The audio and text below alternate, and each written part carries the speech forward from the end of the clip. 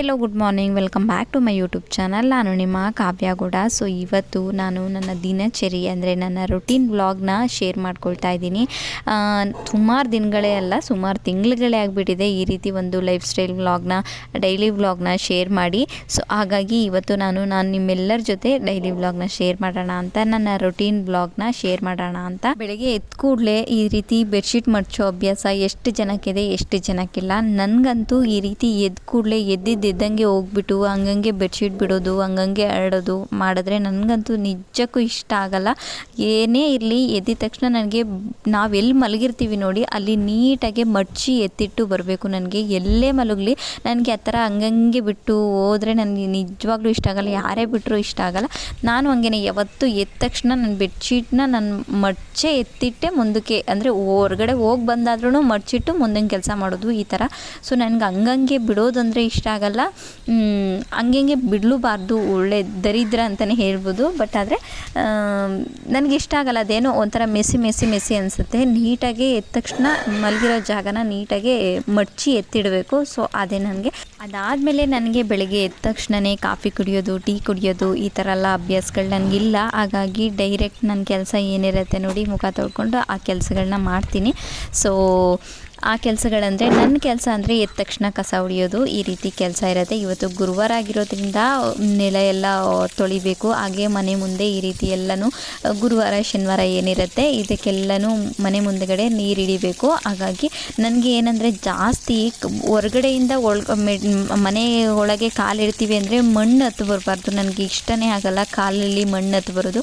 So ಇದ್ರ ಮೇಲೂ ಅಷ್ಟೇ, ಗಾಡಿ ಎಲ್ಲ ಓಡಾಡ್ತಾ ಇರೋದ್ರಿಂದ ಹಾಗಾಗಿ ಧೂಳು ಗೀಳು ಬಂದಿರುತ್ತೆ ಅಲ್ವಾ. ಸೊ ಮಣ್ಣಿದ್ದರೆ ನೀಟಾಗಿ ಗುಡಿಸಿದಾಗ ಅಷ್ಟು ಜಾಗನೂ ಗುಡಿಸ್ತೀವಿ. ಬಟ್ ಆದರೆ ಹೋಗಿರಲ್ಲ, ಸಿಮೆಂಟ್ ಅಲ್ವಾ, ಅಲ್ಲದಲ್ಲೇ ನಿಂತಿರುತ್ತೆ ಮಣ್ಣು. ಹಂಗಂಗೆ ಹತ್ತಿ ಬರುತ್ತೆ. ಫೋರ್ಸಾಗಿ ನೀರು ಹಿಡಿದ್ರೆ ಎಲ್ಲನೂ ಹೋಗುತ್ತೆ ಅಂತ ನೀಟಾಗಿ ಹಿಡಿತಾ ಇದ್ದೆ. ಅಂದರೆ ರೆಗ್ಯುಲರಾಗಿ ಹೊರಗಡೆ ನೀರು ಹಿಡಿಯೋದು ಇದೆಲ್ಲನೂ ಯಾವುದು ಮಾಡಲ್ಲ, ನಮ್ಮ ಅಪ್ಪನೇ ಹಿಡಿಯೋದು. ಇವತ್ತು ಹೊಲ್ದ ಹತ್ರ ಹೋಗಿದ್ರು, ಹಾಗಾಗಿ ಬರೋದು ಲೇಟ್ ಆಗುತ್ತೇನೋ, ಹಿಡಿದ್ಬಿಡೋಣ ನಾನೇ ಅಂತ ಹಿಡಿತಾ ಇದ್ದೆ. ಮೋಟ್ರ್ ಆನ್ ಮಾಡಿದ್ರು, ಪೈಪೆಲ್ಲ ಹಾಕಿ ಅಲ್ಲೇ ರೆಡಿ ಇತ್ತು, ಹಾಗಾಗಿ ಹಿಡಿಯೋಣ ಅಂತ ಹಿಡಿತಾ ಇದ್ದೆ. ಅಷ್ಟರಲ್ಲಿ ನಮ್ಮ ಅಪ್ಪ ಕೂಡ ಬಂದರು. ಸ್ಯಾಟರ್ಡೇ ಗುರುವಾರ ಅಪ್ಪನೇ ಯಾವಾಗಲೂ ಈ ರೀತಿ ಎಲ್ಲ ಹೊರಗಡೆ ಎಲ್ಲ ನೀರು ಹಿಡಿದು ಗುಡಿಸಿ ಎಲ್ಲನೂ ಕೊಡ್ತಾರೆ. ಸೊ ಇವತ್ತು ಇರಲಿಲ್ವಲ್ಲ, ಲೇಟ್ ಆಗುತ್ತೇನೋ ಅಂದ್ಕೊಂಡು ಹಿಡಿಯೋಣ ಅಂತ ಹಿಡಿತಾ ಇದ್ದೆ. ಅಷ್ಟರಲ್ಲಿ ಅಪ್ಪ ಕೂಡ ಬಂದುಬಿಟ್ಟು ನೀರು ಹಿಡ್ಕೊಡ್ತಾಯಿದ್ರು. ನಾನು ಅಲ್ಲೆಲ್ಲ ಹಲಸಿನ ಗಿಡಗಳೆಲ್ಲ ಇರೋದ್ರಿಂದ, ಗಿಡ ಮರಗಳಿರೋದ್ರಿಂದ ಕಸ ಎಲ್ಲ ಬೀಳ್ತಾ ಇರುತ್ತೆ. ಹಾಗಾಗಿ ನೀರು ಹಿಡಿದ ತಕ್ಷಣ ಹೋಗಲ್ಲ, ಅಲ್ಲಿದಲ್ಲೇ ಸಿಗಾಕೊಳ್ಳುತ್ತೆ. ಹಾಗಾಗಿ ಅಪ್ಪ ನೀರು ಹಿಡ್ತಾಯಿದ್ರು, ನಾನೆಲ್ಲ ಗುಡಿಸ್ತಾ ಇದ್ದೆ. ಅಂದರೆ ಮಣ್ಣೆಲ್ಲ ನನಗೆ ಅದೇ ಮೇಯ್ನ್ ಏನಂದರೆ, ನನಗೆ ಕಸ ಹೊಡಿಯೋದಾಗಲಿ ನೀರು ಹಿಡಿಯೋದಾಗಲಿ ಮಣ್ಣು ಇರಬಾರ್ದು, ಮಣ್ಣು ಹೋಗ್ಬಿಡ್ಬೇಕು. ನನಗೆ ಕಾಲಿಗೆ ತಡ್ಕಂಗಿಲ್ಲ, ತಡ್ಕಿದ್ರೆ ನನಗೆ ಇಷ್ಟನೇ ಆಗಲ್ಲ. ಹಾಗಾಗಿ ನೀಟಾಗೆಲ್ಲ ಒಂದು ಸರಿ ನೀಟಾಗಿ ಫೋರ್ಸಾಗಿ ಹಿಡಿದ್ಬಿಟ್ರೆ, ಇಷ್ಟು ದಿನ ಅಂತೂ ಅದು ಇದು ಕೆಲಸ ಓಡಾಟಗಳು ಫಂಕ್ಷನು ಹಂಗೆ ಹಿಂಗೆ ಇತ್ತು, ಎಲ್ಲ ಮಣ್ಣು ಅದು ಇದು ಎಲ್ಲ ಇರ್ತಾಯಿತ್ತು. ಇನ್ಮೇಲೆಲ್ಲ ಒಂದು ಸರಿ ನೀಟ್ ಕ್ಲೀನ್ ಮಾಡಿಕೊಂಡ್ರೆ ಇನ್ಮೇಲೆ ಮಣ್ಣೆಲ್ಲ ಜಾಸ್ತಿ ಬರಲ್ಲ, ಮೇಲ್ಗಡೆ ಸಿಮೆಂಟ್ ಮೇಲೆ ಮಣ್ಣು ಬರೋದೇ ಇಲ್ಲ. ಹಾಗಾಗಿ ನೀಟಾಗೆಲ್ಲ ಹಿಡ್ಕೊಂಡು ತೊಳ್ಕೊಂಡ್ಬಿಟ್ರೆ ಏನೂ ಆಗಲ್ಲ. ಇನ್ಮೇಲೆ ಕ್ಲೀನಾಗಿ ಈಸಿ ಇರುತ್ತೆ, ಅಂದರೆ ಮೇಂಟೆನೆನ್ಸು ಅನ್ನೋ ಥರ ಎಲ್ಲ ಹಿಡಿತಾ ಇದೆ. ಅಪ್ಪ ಹಿಡಿತಾಯಿದ್ರು, ನಾನೆಲ್ಲ ಗುಡಿಸ್ತಾ ಇದ್ದೆ. ಸೊ ಅದೆಲ್ಲ ಆದಮೇಲೆ ಈಗ ತಲೆಗೆ ಎಣ್ಣೆ ಅಂತ ಹೆಚ್ಕೊಳ್ತಾ ಇದ್ದೆ. ನಾನು ಹೆಂಗೆ ಅಂದರೆ ರೆಗ್ಯುಲರಾಗಿ ಸ್ನಾನ ಯಾವಾಗ ಮಾಡ್ತೀನಿ ನೋಡಿ, ಅದಕ್ಕೆ ಮುಂಚೆ 1 ಅವರ್ ಮುಂಚೆ ಇಲ್ಲ 2 ಅವರ್ಸ್ ಮುಂಚೆ ಎಣ್ಣೆನ ಅಪ್ಲೈ ಮಾಡ್ತೀನಿ. ಅಂದರೆ ಬೆಳಗ್ಗೆ ಎದ್ದ ತಕ್ಷಣ ತಲೆಗೆ ಎಣ್ಣೆ ಹಚ್ಬಿಟ್ಟು ಆಮೇಲೆ ಸ್ನಾನ ಮಾಡ್ಕೊಳ್ತೀನಿ. ಇದೇ ಅಭ್ಯಾಸ ನನಗೆ. ಹಿಂದಿನ ದಿನ ರಾತ್ರಿ ಹಚ್ಕೊಂಡು ಬೆಳಗ್ಗೆ ತನಕ ಇರೋದು, ಅಥವಾ ಹಿಂದಿನ ದಿನವೇ ಹಚ್ಕೊಂಡು ಇನ್ನು ನೆಕ್ಸ್ಟ್ ದಿನದ ತನಕ ಇರೋದು, ಆ ಥರ ಎಲ್ಲ ಅಭ್ಯಾಸ ನನಗಿಲ್ಲ. ಎಣ್ಣೆ ಹಚ್ಚೋದು ಅಂದರೆ ಅಷ್ಟು ತನಕನೂ ಬಿಡಬಾರ್ದು, ಅಂದರೆ ಸ್ಕಿನ್ ಇನ್ಫೆಕ್ಷನ್ಸ್ ಎಲ್ಲ ಆಗುತ್ತೆ, ಎಲರ್ಜಿ ಆ ಥರ ಆಗಿಬಿಡುತ್ತೆ. ಎಣ್ಣೆ ಬಂದು ಡ್ಯಾಂಡ್ರಫ್ ಇರುತ್ತೆ ತಲೆಯಲ್ಲಿ, ಆ ಎಣ್ಣೆ ಮುಖದ ಮೇಲೆ ಒಂದು ಪಿಂಪಲ್ಸ್ ಆಗೋದು, ಈ ಥರದ್ದೆಲ್ಲ ಒಂದಷ್ಟು ಪ್ರಾಬ್ಲಮ್ಸ್ ಆಗುತ್ತೆ. ಸೊ ಹಾಗಾಗಿ ನಮ್ಮ ಸ್ಕ್ಯಾಲ್ಪಿಗೆ ಎಷ್ಟೊತ್ತು ಕೊಡಬೇಕು ನೋಡಿ, ಅಷ್ಟೊತ್ತು ಕೊಟ್ಟು ಎಣ್ಣೆನ ವಾಶೌಟ್ ಮಾಡಿದ್ರೆ ಒಳ್ಳೆಯದು ಅಂತ ಅನಿಸುತ್ತೆ ನನಗೆ. ಸೊ ನಾನು ಅದನ್ನೇ ಫಾಲೋ ಮಾಡೋದು ರೆಗ್ಯುಲರಾಗಿ. ತುಂಬ ಒಂದಿನ ಮುಂಚೆ ಹಚ್ಕೊಂಡು ವಾಶ್ ಮಾಡದೇ ಇರೋದು ಈ ಥರ ಎಲ್ಲ ಮಾಡಲ್ಲ. ನಾನು ಯಾವಾಗ ಸ್ನಾನಕ್ಕೆ ಹೋಗ್ತೀನಿ ನೋಡಿ, ಅದಕ್ಕೆ ಮುಂಚೆ ನಾನು ಬೆಳಗ್ಗೆ ಎದ್ದು ಎಣ್ಣೆ ಅಪ್ಲೈ ಮಾಡಿದ್ರೆ ಅದಾದಮೇಲೆ ಒಂದು 10 o'clock ಹಂಗೆ ಸ್ನಾನಕ್ಕೆ ಹೋಗೋ ಥರ ಹಚ್ಕೊಳ್ತೀನಿ ಯಾವಾಗ್ಲೂ.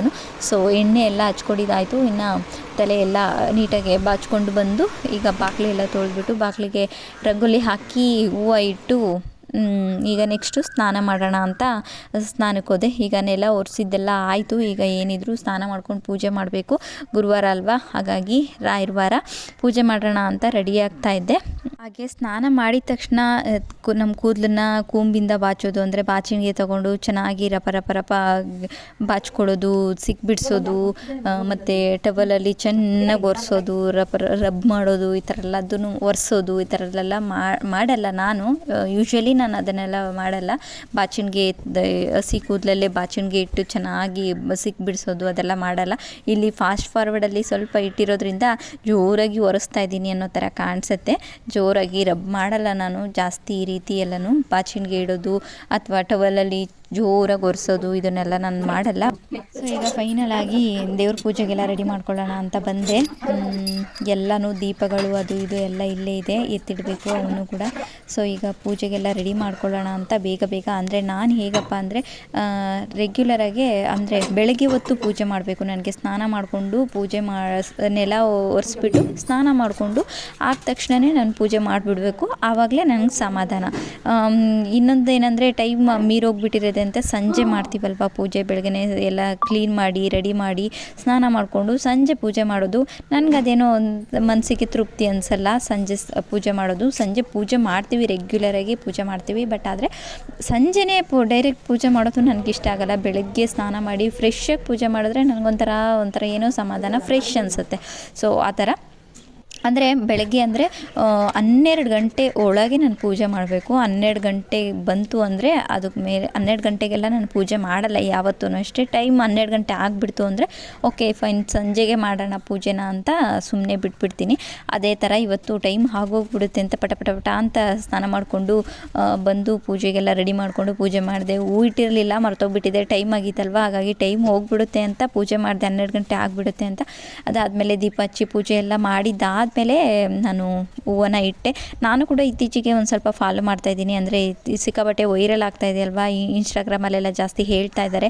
ಅಂದರೆ ರಾಘವೇಂದ್ರ ಸ್ವಾಮಿಗೆ ಕುಂಕುಮನ ಇಡಬಾರ್ದು, ಮತ್ತು ಅವ್ರು ಊದ್ಗಡ್ಡಿನ ಬೆಳಗಬಾರ್ದು.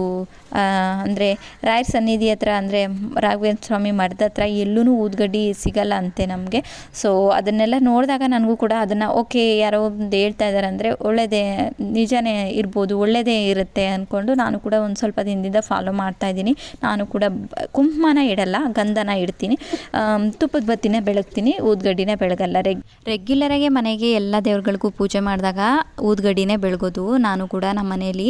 ಆದರೆ ರಾಯರ ವಾರ ಇವತ್ತು ಅನ್ನೋ ಕಾರಣಕ್ಕೆ, ಅಂದರೆ ಗುರುವಾರ ಮಾತ್ರ ರಾಯರಿಗೆ ಮಾತ್ರ ತುಪ್ಪದ ಬತ್ತಿನ ಬೆಳಗ್ತೀನಿ, ಊದ್ಗಡ್ಡಿನೂ ಕೂಡ ಹಚ್ತೀನಿ, ತುಪ್ಪದ ಬತ್ತಿ ಕೂಡ ಬೆಳಗ್ತೀನಿ. ಈ ಥರ ಒಂದು ಸ್ವಲ್ಪ ಚಿಕ್ಕ ಪುಟ್ಟ ಏನು ಚೇಂಜಸ್ನ ಮಾಡ್ಕೊಂಡಿದ್ದೀನಿ ಅಷ್ಟೇ. ರೆಗ್ಯುಲರಾಗಿ ಮಾಡೋದನ್ನ ರೆಗ್ಯುಲರಾಗಿ ಮಾಡ್ತಾ ಇರ್ತೀನಿ. ಸೊ ಈಗ ನೆಕ್ಸ್ಟ್ ದಿನ ನಮಗೆ ಫಂಕ್ಷನ್ ಇದೆ ರಿಲೇಟಿವ್ಸ್ದು, ಹಾಗಾಗಿ ಪ್ಲೀಟಿಂಗ್ ಎಲ್ಲ ರೆಡಿ ಮಾಡ್ತಾ ಇದ್ದೀನಿ. ಸ್ಯಾರಿಗಳನ್ನೆಲ್ಲ ಅಮ್ಮಂದು ನಂದು ಎಲ್ಲದೂ. ಏಕೆಂದರೆ ಅಲ್ಲಿ ಹೋದಾಗ ನಾವು ರೆಡಿ ಮಾಡಿಕೊಂಡು ಉಡ್ಕೊಳ್ತೀವಿ ಅಂದರೆ ಸ್ಯಾರಿಗಳು ನೀಟಾಗಿ ಉಡ್ಕೊಳ್ಳೋಕ್ಕೂ ಬರಲ್ಲ, ಟೈಮು ತಗೊಳುತ್ತೆ. ನೀನು ಹಿಡ್ಕೊ, ನಾನು ಹಿಡ್ಕೊ, ಪಿನ್ನ ಹಾಕು, ಅದು ಹಾಕು, ಇದು ಹಾಕು ಅಂತ ಟೈಮ್ ಆಗೋಗ್ಬಿಡುತ್ತೆ. ಸೊ ಹಾಗಾಗಿ ಇದು ಯಾವುದು ಟೆನ್ಷನ್ ಬೇಡ ಅಂತ ಮನೇಲಿ ಈ ರೀತಿ ಪ್ಲೀಟ್ ಮಾಡಿ ರೆಡಿ ಮಾಡಿಕೊಂಡು ತಗೊಂಡೋದ್ರೆ ಈಸಿಯಾಗಿ ಉಡ್ಕೊಂಡು ಈಸಿಯಾಗಿ ರೆಡಿ ಆಗ್ಬೋದು, ಅವ್ರವ್ರ ಮಟ್ಟಕ್ಕೆ ಅವ್ರವರು. Thank you for watching this video. Love you all.